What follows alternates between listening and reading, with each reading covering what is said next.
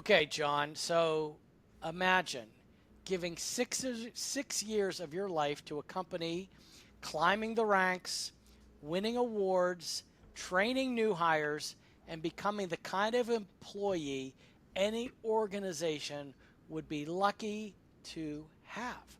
Now, imagine being told, and I mean loudly and repeatedly, that you'll never be a manager because you use your legally protected medical leave. And that's exactly what happened to one employee. And today we are telling the story. You're listening to the HR Stories podcast. Real stories told by real HR professionals. Why? Because listening to the stories helps us learn. Learning helps us take action, and when we take action, we change our organization for the better. This is the HR Stories podcast, where there is a lesson in every story, and I'm looking forward to this lesson, Chuck. I got to read a little bit about this beforehand, but I am excited. I can't wait to hear what you're going to talk about. Okay, great. So um, this today's story is about a top performer, a sales performer, top sales performer. We're going to call him Marcus Hall. This is a true story. The names have been changed to protect everyone because it is still an active situation perhaps out there. But Marcus has been with this company, a large vacation ownership type business, timeshare type of thing for over 6 years. Yeah, timeshare, right? I hear And what you're saying. okay, and so since his hire in the late 20 teens, right, 2017, 2018, Marcus has consistently ranked in the top five of his department. In 2020, he was the number one salesperson. In 2021, he won the peer-voted leadership Woo, award nice. by his peers, That's and he was fantastic. often tapped to train others, coach his peers, and even authored a short sales book that he gave away to teammates. So for 4 straight years, Marcus had been a pillar of consistency, integrity, and performance. But that all changed when Marcus started having situations where he needed to use FMLA intermittently. All right, so this I just want to be clear for everyone, right? We may have some new listeners here. FMLA stands for Family Medical Leave Act. Yeah. That's all I And got to there's say. two types of Family Medical Leave Act. There's one where someone could take off several weeks at a time, and then there's intermittent FMLA, where if they have a situation that could intermittently occur, this is job protection leave. So Marcus had an approved FMLA accommodation for anxiety. Nothing new. Many people in the company had used intermittent leave, but for Marcus, everything shifted the moment he started exercising his right to take the protective time. And so he was pulled aside by his director, his boss, and we're just going to call him Jake. And he was told bluntly, "You'll never be a manager because you use FMLA." So in this organization, there are the salespeople, there are a sales manager, and then there's sales managers, and there's the director. Okay. Now let me say that again. You'll never be a manager because of your FMLA. Not once, not twice, but 5 times, said in front of the vice president of the division. And Jake then doubled down and said, "We're never talking about this again. I'm the boss." Oh my goodness. Yeah. So when he said that, does that mean like we're not talking about you taking FMLA, or you can't request it, or you're just not going to get promoted? Yeah, so Marcus had wanted to move into management, and so he Okay. had seen some of his peers move in, and he's like, "Look, I'm number one sales. I'm ready to go. Put Right. me in, coach. I'm ready to be the manager." Right. And basically, Jake is like, "No, you're never going to be it, and I'm just done talking to you about this." Okay. So, Got it. okay, All so right. but Yeah. Yeah. that Yeah. yeah, but that was just the beginning. So then Jake begins blocking Marcus from applying to internal promotions.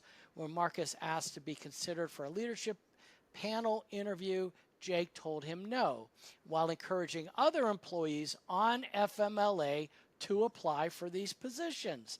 So Hmm. Marcus questions the inconsistency. He's told, well, they were former managers. They've been in management before, even though at least one of them had never held a management role at all.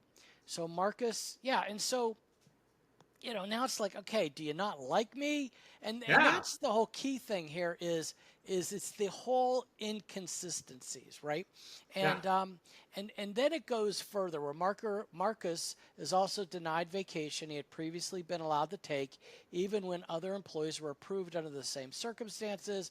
And at one point, Marcus was told, "Oh, just use your FMLA for vacation." And if that sounds illegal to you, it probably is. Yeah, right. That definitely is. That's kind of crazy. Like you can start seeing there that this Jake, quote unquote Jake, was doing things to probably encourage Marcus to leave, right? I mean, that's what it sounds like. Or maybe he was jealous that Marcus was doing so well, and Marcus was being talked about the next star or something. Oh, who knows? Yeah, well, Jealousy. Yeah. we can only kind of guess about that but I will tell you, the company handbook even stated that employees can choose to use PTO while on FMLA, but here Jake was making up his own rules and enforcing and saying you have to, and he discouraged Marcus from using. At times, he would discourage him from using PTO also, and he'd be penalizing him for not having enough of it. I mean, it is confusing a little bit, but overall, this guy was doubling down on the employee. And of course, there's more. Jake, the director, tells Marcus not to apply for promotions because something's in your file. And so Marcus is like, "What's in my file? What's in my file?" "Oh, there's something, I can't tell you." Ah. So it's like this big mystery. So then Marcus finally goes to HR, checks with HR, says, "Hey, what's in my file?" Yeah, and so I want to question. Thank you for stopping and seeing me. Um, right? It's legally required in most states that if an employee wants to see what's in their personnel file, we have to show them. Now, we don't need to let them take it with them or make copies of it, but we should let them open it up and go through it, right? Am I wrong about that? No, you are correct. A lot of times the employee files are electronic, so employees can't like literally walk in and say what's in my file. They'll pull it out. Well, there's nothing because it's all electronic. But they do have access to see if they're what is literally on in their file and on their Record. in their record. So Personnel record. look, the Marcus checks with HR. They say, no, your file is clean, like they're clueless. And then the recruiting department was asked if they had flagged Marcus, like, hey, have you guys got a flag on him? And they're like, no, nothing's ever been said negative about this guy. So it turns out Jake had fabricated this story to block Marcus from applying for promotions. And then with HR, well, they got involved. They were sympathetic, but then they never really, they kind of moved on a little bit after that. Interesting. So they didn't do it. I mean, so they looked at it and said, "Okay, great," but then they just kind of moved on and didn't really weren't too concerned about it, I guess, at the time. No, so Marcus over time begins noticing other discrepancies and how policies are enforced. He's threatened with a write-up for having a beard, even though he had a doctor's note for a skin condition. The note was brushed aside. Meanwhile, other employees with beards, no problem. He was also asked for additional days off, unpaid, okay, additional unpaid days off, something high performers had typically been granted. But for 19 weeks, his requests were denied, and even newer or lower performing employees were given more flexibility. Um, at one point, Marcus was told, with your numbers, you should be here more. Think about that. He was punished for being successful. In other words, with your numbers, and every time you're here, dude, you're selling. You're making money. You need to Oh, be here right. more. You need to get So that commission. You need to get that commission. You need to come here more. We need you here more. That one gets me, Chuck, for sure. isn't that exactly what you want to reward? You want to reward this person for doing a good job, and when you're telling him like you need to come to work, that sounds like a punishment. It Yeah. sounds like there, right? It's like they turned his success into a weapon against him. Yeah, and so here's the interesting thing. This is something unique to this industry, and it can actually be what's qualified. Okay, Right. so there's something called the sales wheel, and and it's basically how tours for the sales are assigned. So, people come in, they're going to get a tour and, the pitch, the sales pitch, right? Right, And right, right. so tours are assigned through a rotational system called the wheel. And it's supposed to be fair. Everyone gets a turn. And Jake started the director reserving the highest value VIP tours, though, for just two people, Cordell and Roxanne. And Marcus, our protagonist here, even found a note in Jake's handwriting that read, "Hold the VIPs only for Cordell and Roxanne." And it is not supposed to be that. There's actually a person that runs the sales wheel. They're supposed to be kind of like in their own bubble, Right. so that there's no favoritism. Yeah, yeah, And yeah, yeah. it's very, very set. So after that, their numbers, Cordell and Roxanne, shot up. Marcus has dropped. His morale tanks. So Marcus reports that to HR. He provides the notes, the performance data, everything HR said they'd investigate. But the investigation, superficial. And that's one, it was superficial, brief, and it ended without consequence. And that is one thing that we have talked about on our podcast before, that if you're going to do an investigation in anything, and there have been courts that have ruled against companies because their investigation was superficial. Yeah, and so let me tap into your knowledge bank here, Chuck, because I think our listeners may have this question, and you may answer this later on, but we can repeat it again. So, what would be like? What do you think you have to do to not have a brief investigation? Like, how far do you need to go to make sure that it's a substantial investigation? Yeah, you need to show that you did complete due diligence. You need to have your witnesses. You need to pull more people in for investigation. You need to have like a checklist, which is our favorite thing, Right. because Yeah, we yeah. wrote a book about HR checklists, and go down that list, cover every base that the employee has brought up, and follow every lead to the very end. And in this situation, our listeners may be thinking, oh, Marcus is just maybe he's just being a crybaby, or maybe he's Maybe. being too sensitive, or he's Right. making all this stuff up and things like that. But the bottom line is, if it sounds, well, not bottom line, but it sounds like this manager, this director, I can see how it is frustrating for senior leaders or any managers when employees are, taking off and they're leaving and they're doing FMLA, and, they're in, they're out. And it can be incredibly frustrating. But what people need to understand is, like it or not, it is the law. And FMLA is not a benefit, it's a right. And you and I Ooh. have talked about that before. Yeah. So, after all that, basically, Marcus had enough. He submitted a formal complaint detailing every incident, citing the handbook, policies, and requesting a formal resolution.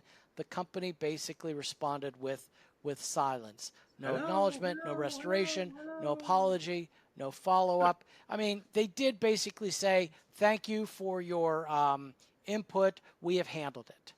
And that was it. That was it. No, Yeah. no attempt to make him whole, to say, okay, you probably lost this much money. I mean, nothing. And so that's what pushed Marcus to act to the next level. Do you know what the next level was? I am assuming that he was a disgruntled employee and then went either to Department of Labor, the EEOC, or the National Labor Relations Board, or one of those government agencies and said, I'm going to file a complaint. And Yeah, here's the thing that I know about filing a complaint, because you have told me this time and time again. It's easy. It's easy. Right? It's Yeah. easy. And so that's what happened, I'm assuming.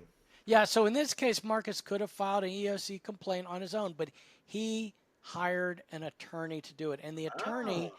took it on contingency. In other words, he's not requiring it. He thinks Marcus has such a great case that he's taking this on contingency.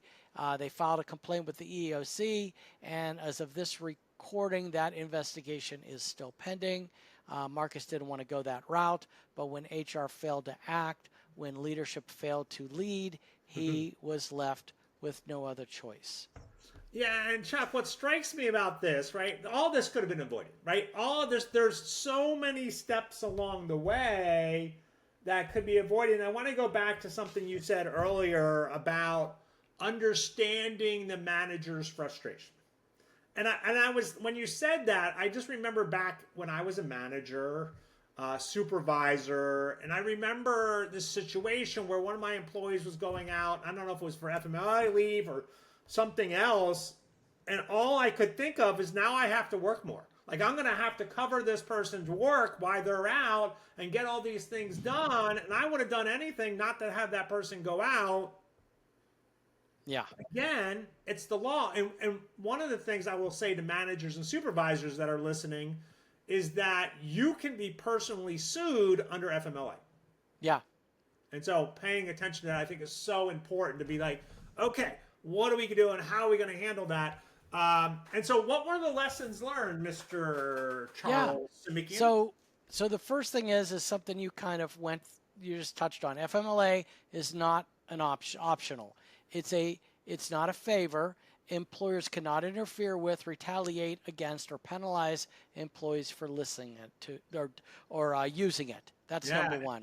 I mean, and before you go on, right, that retaliation, right, we know from the statistics that 58 to 65% of cases in front of the EEOC have retaliation as part of them. And when retaliation shows up, that means there's money. That means there's bigger fines. It just means it's a bigger case. And you don't want to be on there. And you don't want to be the HR person that allowed that to happen to your company, because you're not going to be looked at. Even though if somebody else did it, you're not going to be looked at because you didn't do the training, you didn't do whatever. And so making sure that you've done your training, you talk to getting your managers for employment law, training, whatever, to make that happen. Sorry, Chuck, to interrupt you. No, that's okay. That's okay. I know Marcus personally, and I will tell you that since this has been going down, it's gotten worse in regards to how his leadership treats him. They ignore him, and some of the coworkers are, they're taking sides. So he's facing some retaliation from his leadership by just even ignoring, not saying hello, not saying good morning, weird things like that. And that in itself is retaliation. Yeah. The second thing here is we talked about before, investigations matter. So point two, investigations matter. HR has a legal, ethical responsibility to look into serious concerns and to act on what they find.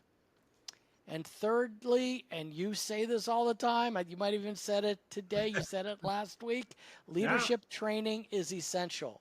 One bad leader, like Jake, can destroy trust, culture, ultimately cost the company dearly.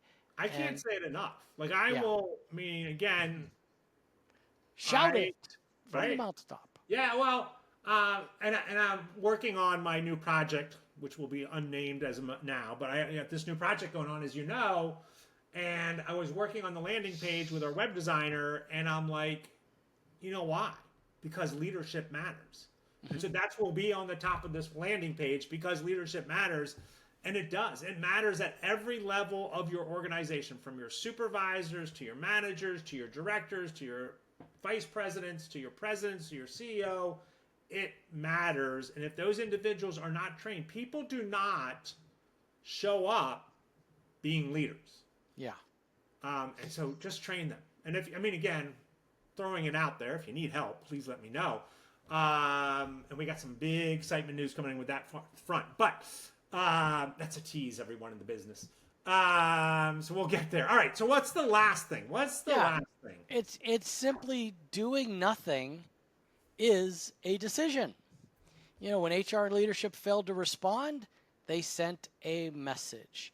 And basically, we don't care, or maybe we hope it will go away. And hope is not a Right. strategy. And that message can be more damaging than the offense itself. Wow, Chuck, what a great story. I didn't know you had that personal connection to it. Got it kind of powerful and kind of painful. And I'm hoping you're buying Marcus his favorite adult beverage and maybe, helping him out there. But it is a really important reminder. And again, how fast things can go sideways when you're not paying attention to culture. Yeah. If you're listening and you're in HR, a compliance or management people, take this seriously. Look at your FMLA process. Also look at and re-examine how your manager training is happening and how well they know the FMLA. Do they understand the process? Do they really know what they need to do? And if somebody walks into your office, even if they're that person, we all had that person like, oh, it's John in the office again. What's he complaining about? Probably the coffee in the cafeteria. Still do an investigation and still document, because if this ever comes to court and you have all the documents, yeah, we did an investigation. This is what we found out. We talked to this person, this person, this person. We felt pretty clear that this was not a violation. Even if you're wrong, they're like, well, they did their due diligence. Maybe they need to learn a little bit, but they did their due diligence, and that they're not going to fine you as much. There's going to look better for you in there as well. Because at the end of the day, it's not just about avoiding a lawsuit. It's about treating people with dignity, respect, and fairness. You've been listening to the HR Stories podcast. Where there's a lesson in every story. All right, everyone. We'll see you next time. Thank you for listening to us. If you do have any questions, throw them in. Please let us know. We love to hear from our listeners. We have some really great feedback. We do a lot of listener question and answers, so definitely send your questions our way. Even if it's a question about that story, like what happened to Marcus, or what if they did this, right? I love those questions because I think they lead us to help make this podcast better, but they also help us lead you to better answers.